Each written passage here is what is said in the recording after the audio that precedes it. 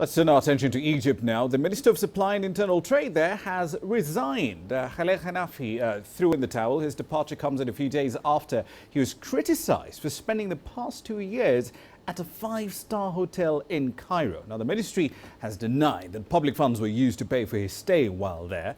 Mr. Hanafy was appointed in February 2014 by the then Premier, Ibrahim Mahlab. Let's figure out exactly where the country goes from here. Yasser Kim joins us now live from Cairo. He's got more data on this story. Yasser, in the wake of this resignation, there have been reports that we might see 6 or so other ministers replaced as well. Do we know who may be affected and why? Yes, Rama, but just remember this is all speculation at this point. We're talking about ministers in the government and especially the services ministers.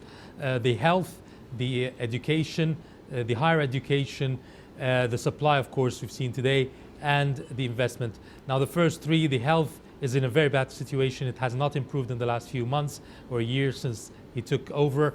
Education, we've heard about the leak in the latest exams, where all the results were out, all the exam answers were given to the students before they go into the exam. So it's a big scandal there. And investment, we're told that it's not as the very delayed investment law for 2 years now that we haven't seen and all investors are asking for is also an issue that has put now the Minister of Investor in the limelight. Indeed. This year and last year, they're going back to the Minister of Supply. There were accusations that Egypt had accumulated or taken into account smuggled grain, which led to the final and now disputed tally of having 5 million tons of wheat bought locally. Tell us, what exactly went wrong with this whole grain procurement system? Yes, you have to remember that Egypt is the largest consumer of grain in the world, wheat in the world, an importer in the world. Egypt alone imports more than all of the EU. So it's very hard to control the silos and the accumulation of the wheat from the farmers. And this is where the corruption came in, because the numbers of farmers who have sold wheat to the government purchases wheat from the farmers, is much higher than the actual number. So on paper, it's like millions more than the reality, and the money that's been spent presumably to the farmers has actually gone to the corrupted officials in the ministry and the silo owners. And this is where the problem is.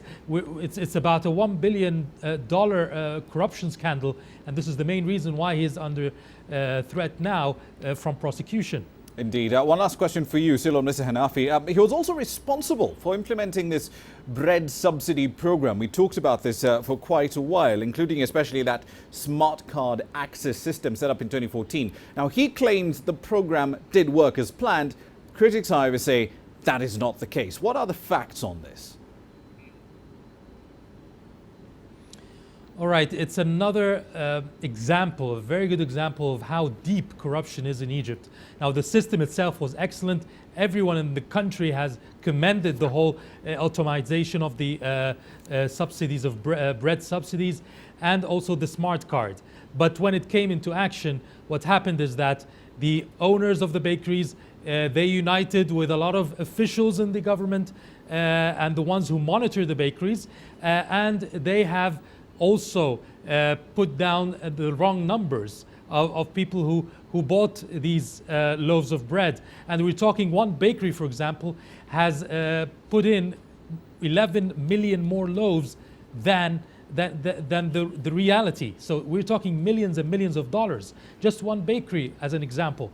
And this is still ongoing, the investigation there, and expected also to bring out a lot of corruption cases and millions of dollars of embezzlement in the bread system of subsidies, because bread is also a main item in the food chain in Egypt.